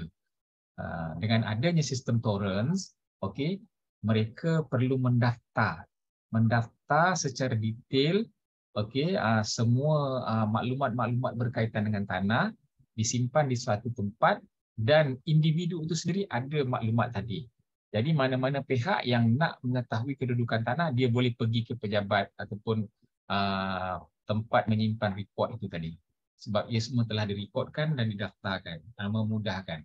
Tak sama seperti deed system lah, yang dicuba yang pertama yang diperkenalkan oleh pihak British penjajah di negeri Tanah Melayu lah. Mungkin lebih kurang sama kot ya, dengan yang apa yang berlaku di Indonesia lah. Sebab sistem yang ada itu akhirnya tidak lagi diguna pakai, tetapi guna pakai sistem tolerance di Malaysia. Okey, saya rasa boleh menjawab soalan tadi itu. Ya, terima kasih. Pak Elisha, apakah sudah menjawab? Sudah, Pak. Terima kasih atas penjelasannya. Berikutnya kepada Bu Dr. Herlinda. Baik, terima kasih Bapak pengacara. Pak Yasin, ya ini luar biasa sekali kalau menurut saya memang sangat tertarik ya, sejak dulu sebenarnya ingin tahu bagaimana sebenarnya hukum pertanahan Malaysia ya, karena kita tahu sejarah latar belakang dahulu kita tuh satu gitu ya, satu rumpun gitu ya. Nah, namun karena kita dijajah atau dikuasai oleh bangsa yang sistemnya cukup berbeda antara maka hukum tanah kita juga sebagian besar memang dipengaruhi oleh hukum dari negara-negara yang telah menjajah negara kita gitu ya. Namun dalam hal ini saya tertarik berkaitan dengan ada perbedaan-perbedaan ya antara negeri Selat, negeri Melayu bersekutu, tidak bersekutu begitu ya. Lalu kemudian lahir National Land Code ya, kanun tanah negara. Nah, di mana kanun tanah negara itu kan berlaku untuk seluruh Malaysia ya, secara nasional ya. Ya. Nah, melainkan Sabah dan Sarawak. Bagaimana? Melainkan Sabah dan Sarawak. Oh, selain Sabah dan Sarawak. Ya, mereka ada sendiri. Ada land code sendiri. Okey. Baik. Nah, dari 3 tempat tadi, tiga pembagian wilayah tadi, gitu ya, selain berlaku hukum nasional tadi, apakah ada juga Pak Yasid perbedaan-perbedaan yang lebih spesifik gitu ya mengenai aturannya? Karena kan berangkat dari sistem yang berbeda, yang satu bersekutu, yang satu tidak bersekutu begitu. Apakah masih ada begitu perbedaan, pluralismenya itu masih ada begitu? Itu mungkin pertanyaan dari saya. Terima kasih. Okey, terima kasih ya Dr. Herlinda atas pertanyaannya. Okey, bagi menjelaskan pertanyaan itu, okey, kita perlu fahami dari sudut penguasaan Inggeris terhadap negeri Melayu bersekutu dan negeri Melayu tidak bersekutu. Okey, negeri Melayu bersekutu memang di bawah penguasaan atau pemerintahan secara langsung. Okey, setiap negeri dilantik seorang residen Inggeris untuk mentadbir bagi membantu sultan. Walau bagaimanapun sebenarnya mereka lah yang menguasai dan mentadbir, bukannya sultan. Sultan hanyalah ada kuasa terhadap Islam dan adat. Jadi setiap 4 negeri ini ada 4 residen yang telah dihantar berasaskan kepada perjanjian yang telah dimateri antara negeri tersebut dengan Inggeris. Okey. Kemudian negeri Melayu tidak bersekutu ini ada juga perjanjian yang dibuat, tetapi penasihat yang diantar itu tidak dipanggil residen tetapi penasihat am. Kita panggil sebagai penasihat am. Jadi dia Inggeris tidak begitu menekankan pentakdirannya terhadap negeri Melayu tidak bersekutu berbanding negeri Melayu bersekutu. Ada atas mungkin atas asas ekonomi, sebab negeri Melayu bersekutu ini ada sumbernya. Contohnya sumber tanah galiannya. Contohnya pada waktu itu Perak dan Selangor biji timah. Okey. Pahang ada emas. Okey, di Negeri Sembilan memang terkenal dengan biji timah. Waktu itu menjadi sumber ekonomi yang besar. Jadi Inggeris tertarik untuk mendapatkan, dan dia telah cuba menguasai secara sepenuhnya 4 negeri tersebut, bukan sekadar dari sudut pentakdiran tetapi dari sudut undang-undang. Okey, berbalik kepada National Land Code tadi tu, okey, dalam konteks nak melaksanakan undang-undang hukum agraria tadi, okey, dia telah memperkenalkan undang-undang daripada luar. Okey, contohnya dia telah mengambil deed system, okey, daripada negeri sendirilah, daripada England sana, dan begitu juga dia perkenalkan juga kepada negeri-negeri Melayu tidak bersekutu. Ini tidak ada beza. Okey, untuk melaksanakan deed system ini dia telah buat di negeri Melayu bersekutu dan juga di negeri Melayu tidak bersekutu. Tetapi apabila munculnya sistem Torrens, maka dia telah memperkenalkan kepada negeri Melayu bersekutu dan juga negeri Melayu tidak bersekutu supaya selaras. Hanya bezanya di negeri Melayu bersekutu dan negeri Melayu tidak bersekutu melaksanakan National Land Code awal berbanding dengan di Pulau Pinang, di negeri Selat, iaitu di Pulau Pinang, Melaka dan Singapura, dia agak lewat. 1966 baru dilaksanakan National Land Code tadi. Sebelum itu mereka bergantung kepada undang-undang yang dilaksanakan di England. Itu kod, saya rasa ada perbezaan ataupun dari sudut sejarahnya lah yang kita boleh lihat lah antara negeri Melayu bersekutu dengan tidak bersekutu. Jadi rumusannya dari sudut pelaksanaan undang-undang untuk hukum agraria di dua-dua negeri, dua-dua komponen ini tidak ada perbezaan yang ketara lah. Sebab pelaksanaannya pun berlaku untuk kesemua negeri pada akhirnya. Okey, terima kasih Dr. Harlinda. Terima kasih Pak Dr. Yasid. Sangat menarik sekali. Mungkin nanti kapan-kapan lebih lanjut mendalam lagi itu. Ya, boleh. Ya, terima kasih Pak Setiawan.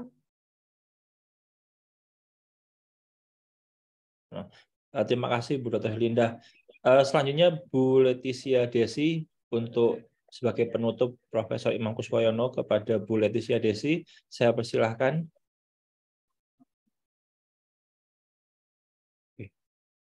Atau mungkin masih ini ya. Baik, mohon izin Bu Desi ke Prof. Imam Kuswoyono dulu ya, mungkin karena ada kendala jaringan. Kepada Prof. Imam Kuswoyono, saya persilahkan, Prof.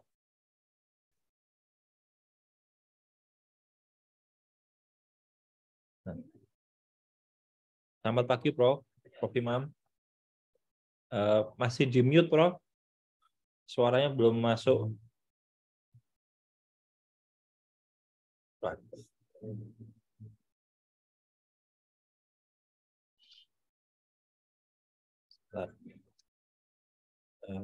Ada kendala jaringan atau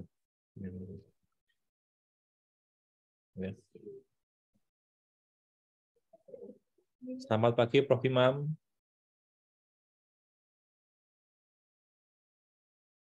Atau mungkin Bu Desi.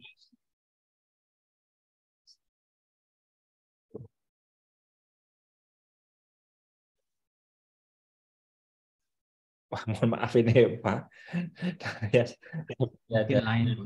Iya, seperti ada mungkin ada gangguan itu juga. Jaringan, kendala jaringan.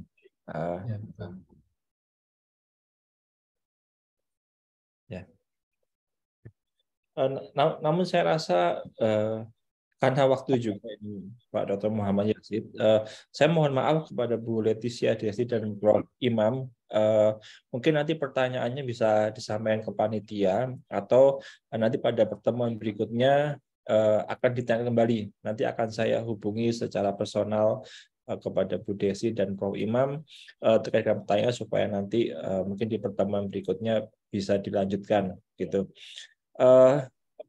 Akhir kata kepada ini mohon maaf Prof. Imam Kuswoyono mau WA saya ini sebentar.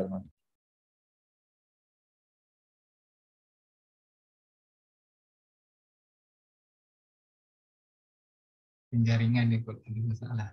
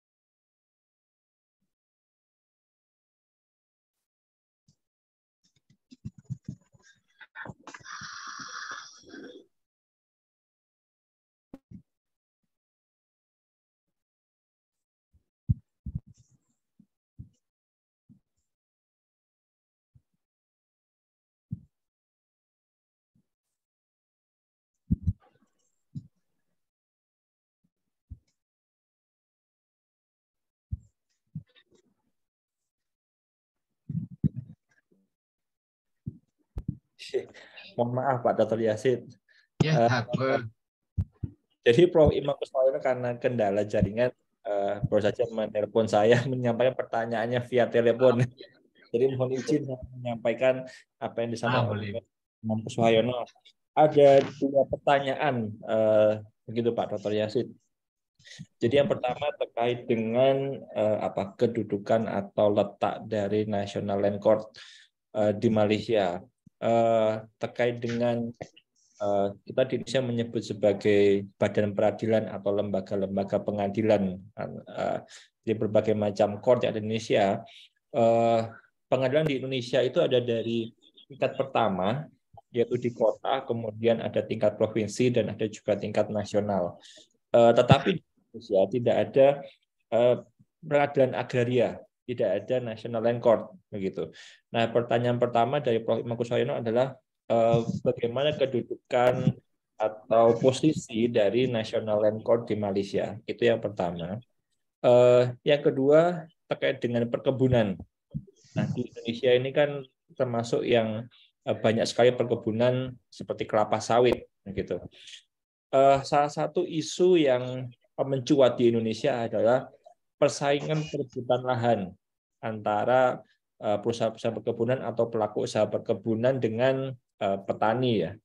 Nah, di Malaysia, apakah ada pengawasan terhadap atau kontrol terhadap pelaku-pelaku usaha perkebunan, khususnya terkait dengan penguasaan dari tanah perkebunan dan juga apabila terdapat pelanggaran terhadap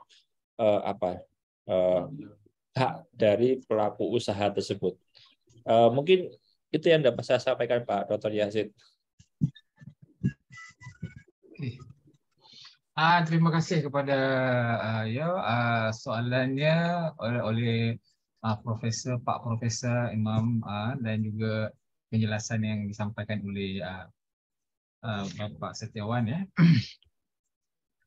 apa yang saya boleh faham di posisi apabila hal-hal berkaitan dengan hukum agraria, okey, kami di Malaysia punca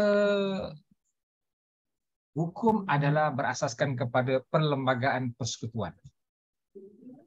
Tidak boleh lari atau keluar daripada kerangka perlembagaan persekutuan. Okey, okey. Jadi apa sahaja yang berkaitan dengan National Land Code tidak boleh bertentangan dengan perlembagaan persekutuan. Okey. Jadi kedudukan posisinya adalah National Land Code ini berada di bawah naungan perlembagaan persekutuan. Dan kalau di Malaysia hal berkaitan dengan tuntutan tanah dan sebagainya, ada 3 mahkamah yang akan membicarakan. Okey, maksudnya daripada hierarki mahkamah, okey, mahkamah magistrate, okey, sebelum tu ada lagi mahkamah penghulu, mahkamah magistrate, mahkamah rendah lah, kemudian mahkamah tinggi, kemudian mahkamah rayuan dan mahkamah persekutuan. Okey, jadi di sini ada perbezaan lah. Jadi keseluruhannya di Malaysia berkaitan dengan hukum agraria tidak ada beza, okey, antara negeri-negeri. Dia adalah secara persekutuan mesti melalui peringkat ini. Kalau dimulakan di mahkamah rendah, boleh dibuat rayuan di mahkamah tinggi, dan juga mahkamah rayuan. Okey, dia begitu. Selaras. Nama-nama mahkamah yang berbidang kuasa lah dalam konteks hukum agraria sekiranya ada isu ataupun tuntutan-tuntutan. Okey. Mungkin itu kot yang dari soalan pertama kot yang ingin diketahui. Jadi mungkin di Indonesia mungkin ada perbezaan antara satu negeri atau negeri yang lain, atau akan ada juga disampaikan macam mana yang Pak Setiawan tadi, ada lebih kurang sama ke dengan di Malaysia? Ada penyelarasan ke untuk dari sudut mahkamah rendah kepada mahkamah lebih tinggi sekiranya ada isu? Ada, Pak. Ya. Dari mahkamah yang rendah, kalau kami di tingkat kota begitu, kemudian provinsi, kemudian tingkat nasional. Ya.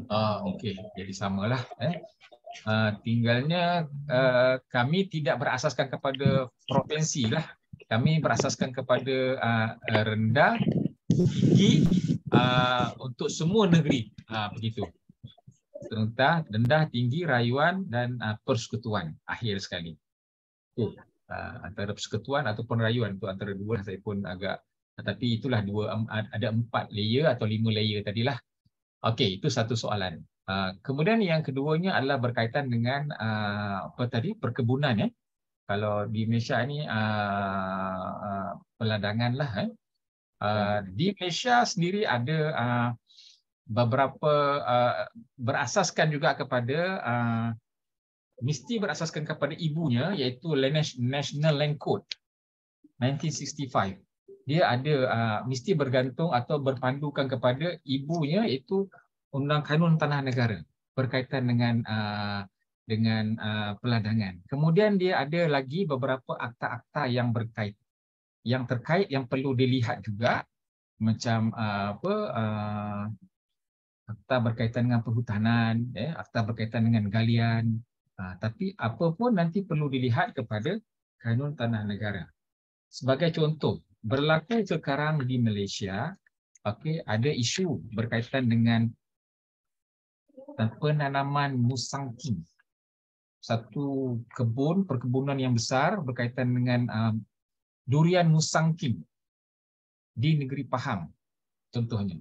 Dan satu lagi saya ingin beritahu, di Malaysia, hal berkaitan dengan tanah adalah di bawah bidang kuasa negeri. Negeri. Maksudnya, negeri yang mempunyai kuasa yang diberi oleh Perlembagaan Persekutuan. Tetapi negeri tadi akan melihat kepada National Land Code untuk melaksanakan undang-undang. Okey. Kuasa mutlaknya adalah pada negeri. Di Malaysia kita ada negeri-negeri, macam saya beritahu, ada negeri Selangor, ada negeri Perak, ada negeri Sembilan, ada negeri Melaka, ada Johor. Tetapi disebabkan Malaysia ini adalah negeri federal state, okey. Jadi persekutuan suatu negeri satu. Dalam perlembagaan pun ada senarai persekutuan yang dikuasai oleh persekutuan dan senarai negeri. Yang ketiga senarai bersama. Jadi untuk tanah adalah dikuasai oleh negeri masing-masing. Tetapi mereka menggunakan National Land Code untuk melaksanakan hukum agraria di negeri masing-masing.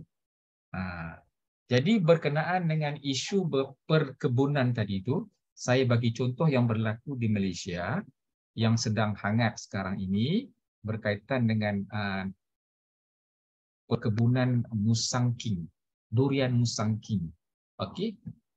Durian musangking ini telah ditanam di tanah yang bukan ada dua, maksudnya yang tidak dibenarkan, tanah yang tidak dibenarkan adalah tanah yang tidak mendapat permit daripada kerajaan negeri. Maksudnya dia telah menanam di tanah yang haramlah, secara haramlah, yang tidak dibenarkan oleh undang-undang, illegal. Okey. Yang satu lagi dia telah menanam di kawasan tanah yang yang isu besarnya yang itulah tadi. Satu lagi ada isu tentang tanah reserve Melayu. Tapi tak apalah, saya skipkan yang tentang tanah reserve Melayu ni. Okey, nanti kita akan bicara di masa akan datang, okey, yang lebih detail. Tapi dia apabila tanah ini ditanam, apabila durian musangking ini ditanam di tanah yang bukan melalui kebenaran atau permit kerajaan negeri, okey, maka ia menjadi masalah. Sebab apa? Kerajaan negeri perlu menguatkuasakan perintah. Perintah itu perlu dapatkan daripada mahkamah untuk memusnahkan, menebang pokok-pokok musangking ini. Jadi ini mungkin berlaku ketirisan dari sudut pentadbiran, tapi masih dalam siasatan. Okey, masih lagi hangat dan masih dalam siasatan, belum lagi selesai. Okey, tapi apa yang nak terkaitnya dengan persoalan profesor tadi itu adalah bagaimana, apakah undang-undang yang mengawal selia perkebunan ini tadi. Okey, saya kembalikan balik kepada Kanun Tanah Negara untuk mengawal perkebunan ataupun perladangan di Malaysia, dan juga terkait juga dengan beberapa undang-undang bertulis yang lain. Contohnya ada akta berkaitan dengan perhutanan dan lain-lain lagi lah yang berkaitan dengan galian, yang saya tak dapat nak bagi detail lah dia punya akta. Nanti saya akan boleh sampaikan maklumat itu nanti berkaitan dengan undang-undang yang berkait untuk mengawal perkebunan ini tadi. Tapi memang ada sistem untuk mengawal perkebunan ini tadi, hal-hal berkaitan dengan perkebunan di Malaysia. Terima kasih ya Pak Imam, Profesor Kuswayono untuk soalan tadi. Saya harap boleh menjawablah. Terima kasih Pak Muhammad Yazid Ahmad. Alhamdulillah kita bisa silaturahim. 2 kali saya pernah mengunjungi UGM, Tradisi Kebangsaan Malaysia. Terima kasih, alhamdulillah. Dan mudah-mudahan forum ini berlanjut pada masa yang akan datang. Dan satu insight yang diberikan oleh Pak Muhammad Yazid Ahmad sungguh luar biasa, jadi memberikan pengkayaan pada kami.